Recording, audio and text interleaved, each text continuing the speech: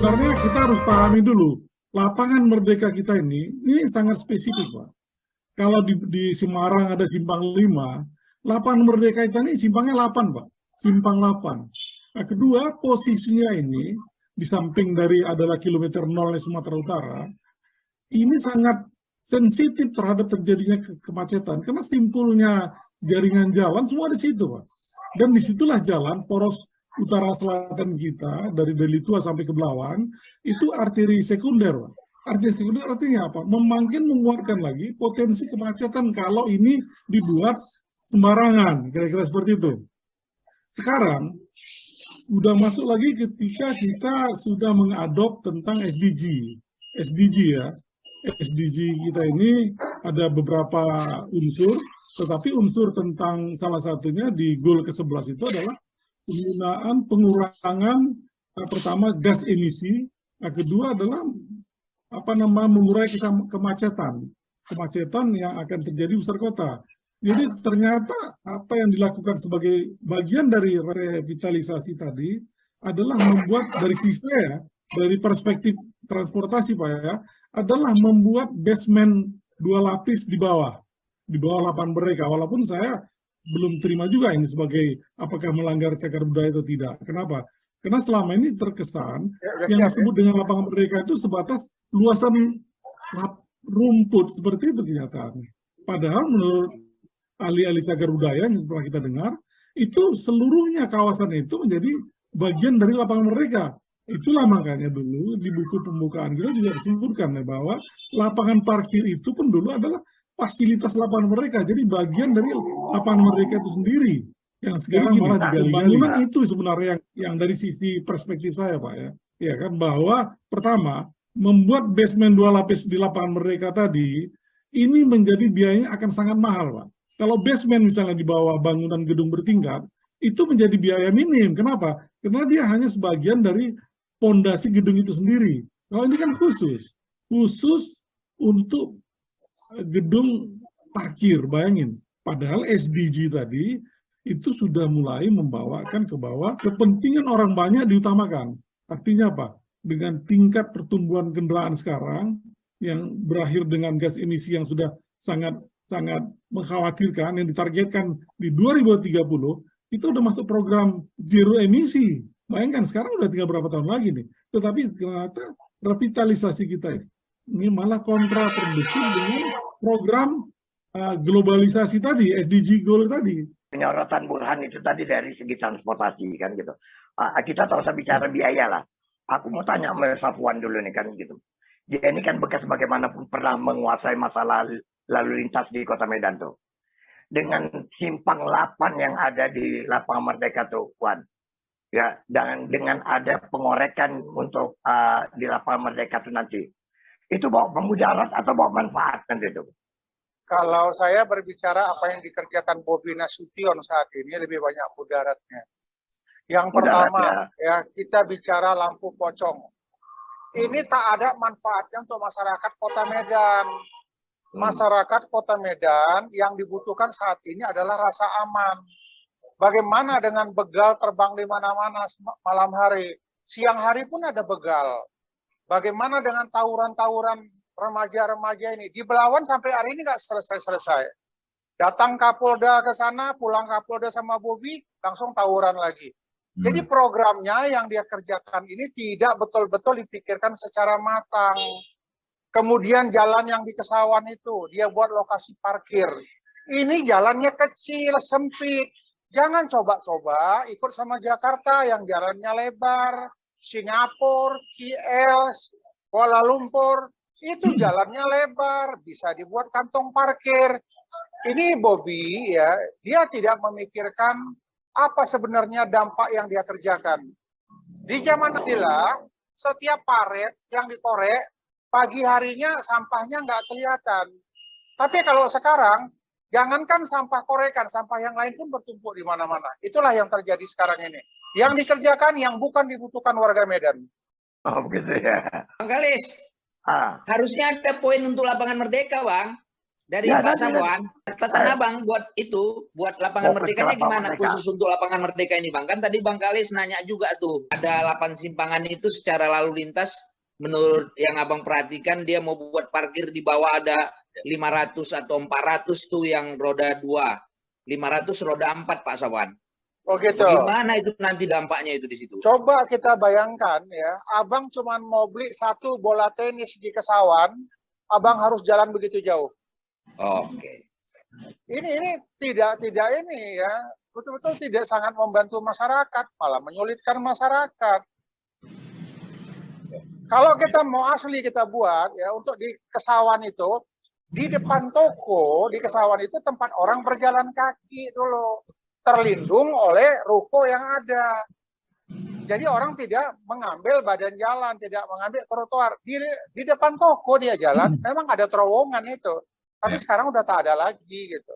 Cobalah ini mulai dipikirkan lagi, sehingga Pak Bobi ini tidak mengambil bagian jalan masyarakat. Perkembangan jalan ya itu hampir tidak ada setiap tahunnya. Tapi pertumbuhan kendaraannya itu luar biasa. Mungkin di atas 5% pertumbuhan kendaraan. Bung Safwan, tapi kan keinginan dia itu untuk bagaimana supaya lalu lintas itu lancar, maka dibukalah, dikoreklah di bawah lapangan Merdeka itu untuk tempat parkir. Jadi ini kan bagus itu kira-kira. Tidak ada hubungannya dengan kemacetan tempat parkir itu. Tidak ada hubungannya. Iyalah, kalau kita mau berpikir, coba perhatikan. Orang yang punya toko, yang berjualan di situ, yang di depan tokonya mobilnya semua. Jadi mobil orang yang mau beli, tak bisa parkir. Ini yang jadi masalah. Nah, coba itu dipikirkan lagi. Pemilik toko tidak boleh parkir mobil di depan toko. Dia mobilnya kadang 2, kadang 3. Begitu kita mau belanja ke tokonya, kita nggak bisa parkir. Itu perlu dipikirkan. Dia parkir 1 hari, dia bayar 2.000. Kita parkir 5 menit, kita bayar pun 2.000 juga. Jadi tak mencairkan lah itu ya. Jadi kalau gitu belum membantu. Ya. Belum membantu. Oh, kalau gitu memang betul lah tuntutan si Medio itu supaya jangan ada di korek itu kan. Kalau memang tak adanya pula manfaatnya. Pak Bobi ini yang saya lihat sekarang kejar target. Bagaimana dia mengerjakan Kota Medan, bisa disunglapnya, persiapan mau jadi gubernur. Itu berat, tak akan terselesaikannya untuk Kota Medan. Tadi bahayanya buat basement parkir tadi adalah konsep cagar budaya kan sebenarnya tidak boleh komersil. Saya nggak tahu, biaya parkir di bawah itu kan akan sangat mahal. Kenapa? Perlu pemeliharaan. Pemeliharaan operasional di mana? Belum ada basement parkir lantai 2 di bangunan non swasta ya, belum ada di Medan. Contohnya ya, yang paling sederhana, kita lihat aja Pasar Petisah. Itu hanya semi basement. Kenapa? Karena kalau basement 2 lapis di bawah, itu berbahaya untuk keselamatan orang, Pak. Dan itu harus menggunakan peralatan-peralatan yang akhirnya operasionalnya mahal. Pertama, bangunan fisiknya jadi mahal sampai 600 miliar karena menggunakan konstruksi yang beda Pak dengan gedung. Kalau gedung basementnya itu untuk parkir itu murah, kenapa? Dia menggunakan sela-sela pondasi gedung itu sendiri. Kalau ini kan tidak khusus. Jadi pertama itu sangat mahal. Jadi tidak urgent sebenarnya itu diapain. Padahal saya pernah ngomong dengan team leadernya, saya bilang, kenapa tidak digunakan di bawah elevator rel layang kereta api. Kita udah pernah konsultasi, mereka bilang boleh saja. Itu boleh. Nah, kenapa tidak digunakan itu? Sehingga kawasan Kesawan, kalaupun berlaku nanti tidak boleh parkir di jalan, itu masih dekat Pak ke rel kereta api, jalan kereta api. Nggak sampai 100 meter jalan kakinya Pak. Trotoarnya bagusin. Jadi kalau tidak boleh parkir di Kesawan misalnya nanti, itu parkirnya dekat di bawah rel layang. Itu kan, tapi jawab dari mereka apa Pak? Nggak cukup Pak, parkirnya 600-an lebih, jadi nggak cukup. Sebenarnya masa nggak cukup untuk kebutuhan lapangan. Jadi sekarang ini seperti yang dikhawatirkan kawan-kawan juga, lapangan Merdeka ini mau jadinya fasumnya gedung-gedung swasta di situ Pak, tempat parkir mereka nantinya. Betul. Mereka sekarang parkir. Jadi bayangkan lapangan Merdeka yang kita bangga-banggakan ini ditumpangkan orang untuk nempat parkirkan mobil dia Pak. Pertama, kita udah membuat biayanya begitu mahal untuk parkir ini, Pak. Tidak sepadan dengan fungsinya sebagai untuk nyimpan mobil orang, Pak. Nggak padan kan? Kenapa nggak gunakan di bawah parkir layang dari mulai waspada sampai dengan stasiun kereta api, di bawah itu kosong semua, Pak. Bisa-bisa jalan perniagaan atau jalan apa yang sekarang rame jalan sehingga sempit kali, itu pun mungkin bisa parkir situ. Dulu, Pak, tahun MUTP, Pak Sawan, kami sudah mempromosikan bahwa kawasan pemuda harus kosong parkir. Dengan harapan, maka diperlukanlah dan mengumpan munculnya gedung parkir, muncullah Perisai Plaza. Perisai Plaza perlu kita, Pak. Walaupun mereka itu kompromi apa? Dibuatlah supermarket, ya kan, kemudian itu merangkap gedung parkirnya di situ. Jadi biaya operasinya dibebankan kepada ekonomisnya gedung itu sendiri. Tetapi itu boleh saja. Kenapa? Karena dia bukan cagar budaya. Kalau lapangan Merdeka mau dikomersialisasikan, saya kira orang ahli-ahli cagar budaya marah kan? Karena nggak bisa seperti itu lagi. Kami perisai pelajar berhasil, Pak. Tetapi akhirnya nggak tahu. Dulu belum ada sama sekali terbayang akan ada rel kereta api layang. Sekarang udah ada. Kawasan Kesawan tuh parkir di situ. Dan nggak jauh. Sekitar 100 meter, Pak Sawan. Kalau Bapak beli bola pun saya kira nyebrang parkirnya di bawah rel kereta api, ya kan, pasar ikan nyebrang. Dan dulu pernah kami buat juga studi tentang pasar perniagaan itu menjadi parkir lingkungan. Kenapa? Itu juga supaya yang di Kesawan tadi perniagaan itu pasar ikan. Nah, sekarang malah sudah lebih besar lagi, sudah ada rel layang dan di bawah ini kosong. Kenapa enggak digunakan? Karena saya merasa begini, Pak. Dulu pernah saya bicarakannya dengan oknum lah, Pak, ya. Terus dia bilang apa? Nggak enak dong. Nanti seperti yang di Malioboro, yang dapat uang parkirnya PJKA. Kan kira-kira gitu. Ya kan? Jadi kalau parkir jalan, ini sebenarnya sumber keuangan paling besar yang tanpa ada nomor seri, ya, Pak. Ya, yang saya lihat Kota Medan ini menyiapkan fasilitas parkir untuk warganya, secara tidak langsung mengajak orang, beli aja mobil, beli aja sepeda motor, nanti tempat parkir kami siapkan. Kenapa dia tidak mempublikasikan Medan ini dengan angkutan umumnya, bukan menyiapkan parkirnya? Bagaimana orang untuk naik angkutan umum, bukan bawa mobil pribadi, atau mungkin menggunakan taksi, biar perputaran roda ekonomi di Medan ini ada. Tapi kalau semua tempat parkir disiapkan, ini hanya untuk orang kaya. Orang miskin yang mau belanja tak bisa dia. Nah, ini perlu dipertimbangkan. Rencanakan Medan bagaimana angkutan umum, angkutan massalnya bisa membantu masyarakat Kota Medan. Dulu sudah dibuat itu dengan konsep MUTP, Medan Urban Transport Project. Ada ring road kita, ring road dalam, Juanda dan sekelilingnya, kemudian ring road luar, itulah sekarang Setiabudi, Tritura, kira-kira itu ya. Dengan konsep nanti, ring road dalam ini lah mulai dibatasi kendaraan, Pak. Maka itu sudah sebelum mulai sekarang dengan munculnya, yang sekarang dengan hibah, dimulai dengan Transme Bidang, kemudian ada lagi sekarang Trans Delhi. Ini kan sebenarnya mengakomodir pusat kota kita ini sudah tidak mungkin ditambah lagi jaringan jalannya. Tetapi jadi bisa juga, saya lempar juga ide ke sana. Bisa saja nanti lapangan Merdeka ini ketika Anda mau berkunjung, Anda harus siap-siap menaiki angkutan umum massal tadi.